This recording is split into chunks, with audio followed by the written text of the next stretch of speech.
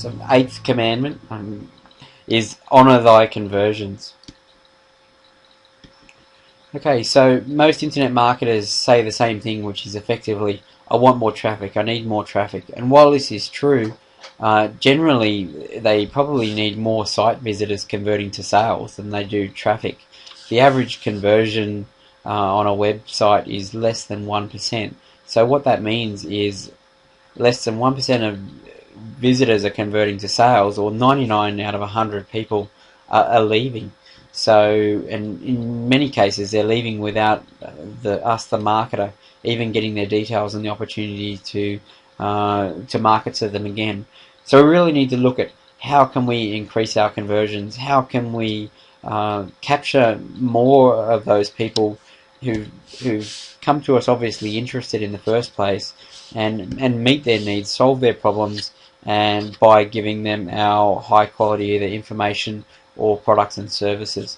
On the next slide, I've got a list of a whole bunch of different ways that that I work on sites to increase conversions, and you should think of too. Effectively, it comes down to testing and measuring.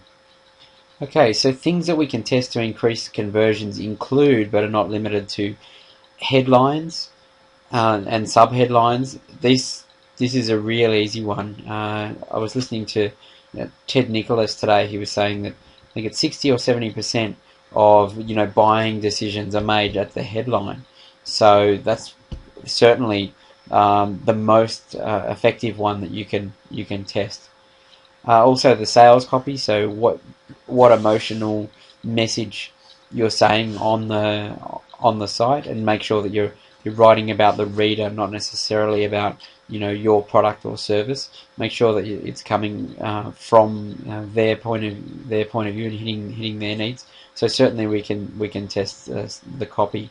The amount of value in the offer, we want to be delivering massive value so that our refund rates are low, and also we want it to become a no-brainer offer.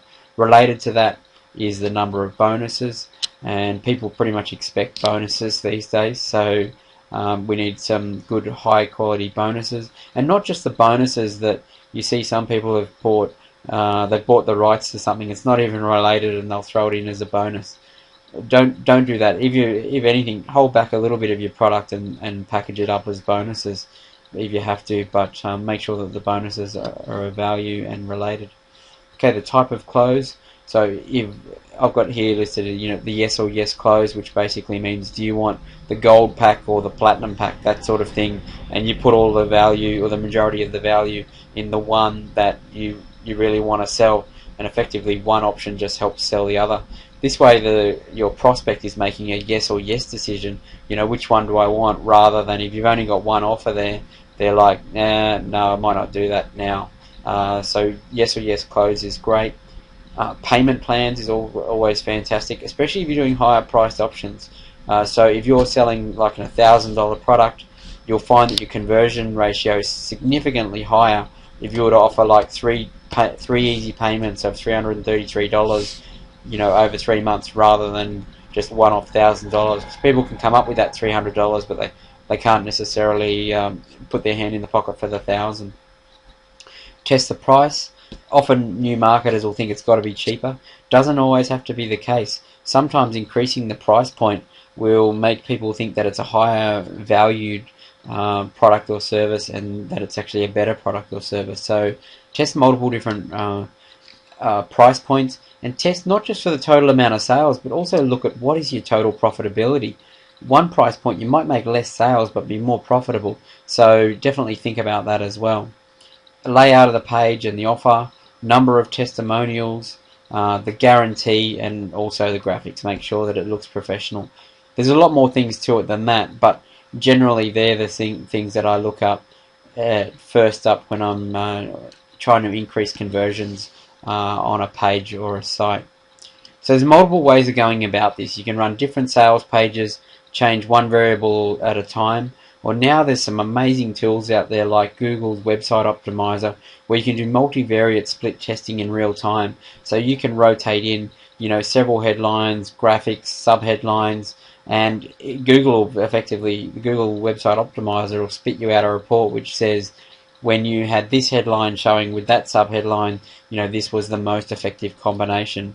It's not necessarily straightforward to set up, so if you've got a techie or a developer you work with, you would work with them to implement it, but can have an enormous effect on the profitability of your business. Okay, so you also really want to get visibility on your sites to see what's happening through your sales process. These tools can be like analytics tools. Google Analytics has some great things on there. Heat maps, which show, as you can see on that graphic on the left, where people are actually clicking. There's text-based tools and now even video-based tools, which I'll give you some indication of later how they work. Really, really exciting and really, I guess, sort of, it's like being that fly on the wall and seeing what's happening on your website. If you know that, it can have an enormous effect on your sales process because it gives you an advantage to be able to test and measure.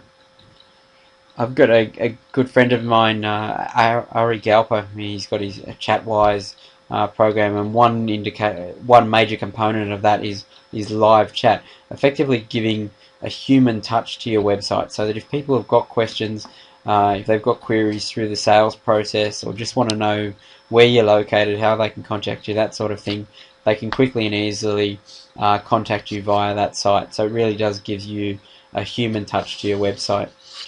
I love this stuff because the more I test and measure and the more I learn about it, the more money I make and the more money that my clients make. So don't always think about getting more traffic. Getting more traffic is relevant, but optimizing the traffic and making the most of the traffic that is there. Related to this is, don't just think of things as one sale at a time.